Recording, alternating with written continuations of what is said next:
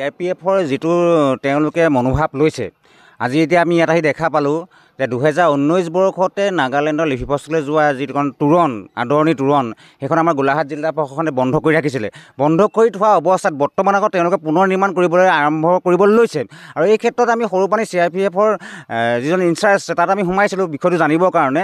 যিহেতু নগালোকসকলে ক'লে যে তেওঁলোকে CRPFক জনাইছে বা ফৰেষ্টক জনাইছে। ফৰেষ্টৰ ওচৰত গ'লোঁ, ফৰেষ্টে ক'লে যে আমাক জনোৱা নাই। আমি CRP কেম্পত গ'লোঁ, CRPএফে ক'লে যে আমাক কাগজ দিছে, কিন্তু নাগালেণ্ডৰ বৰ্ডাৰ মিনিষ্ট্ৰীৰ কাগজ দিছে, অসমৰ বৰ্ডাৰ মিনিষ্ট্ৰীৰ কাগজ দিয়া নাই। তাৰোপৰি আৰু এটা ভৌগোলিক একেবাৰে জ্ঞান নাই যিজন ইনচাৰ্জ আছে। তেওঁ কৈছে যে গোলাঘাটলৈকে ডেপ এৰিয়া পৰে। একেবাৰে জ্ঞান নথকা মানুহ এজন ইয়াত কি কাৰণে বহাই দিছে এইটো ৰহস্যৰ বিষয়। আমি গোলাঘাট জিলাৰ CRPFৰ CEOক আমি দাবী উত্থাপন কৰিছোঁ। সৰুপানীত থকা এই যিজন ইনচাৰ্জ এইজন অতি শীঘ্ৰে ইয়াৰ পৰা নিব লাগে, যিহেতু তেওঁৰ এটা ভৌগোলিক জ্ঞান নাই। তেওঁ গোলাঘাটলৈকে ডেপ এৰিয়া পৰে বুলি কৈছে। আৰু কথা হ'ল যে নাগালেণ্ডৰ বৰ্ডাৰ মেজিষ্ট্ৰেটৰ কাগজ লৈ পেলাই যিখন তোৰণ তেওঁলোকে বনাব লৈছে সেইখন অতি শীঘ্ৰে গোলাঘাট জিলা প্ৰশাসনেই হওক বা আমাৰ বৰ্ডাৰ মিনিষ্ট্ৰীয়ে হওক, অসমৰ বৰ্ডাৰ মিনিষ্ট্ৰীয়ে হওক, গোলাঘাট জিলাৰ অতি শীঘ্ৰে এইখন বন্ধ কৰিব লাগে।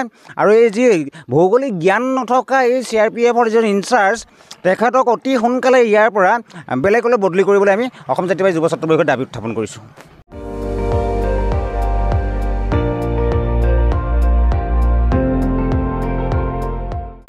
আপুনি চাই আছে ND24, সৰ্বশ্ৰেষ্ঠ নহয় সৰ্বোত্তমৰ দৌৰত।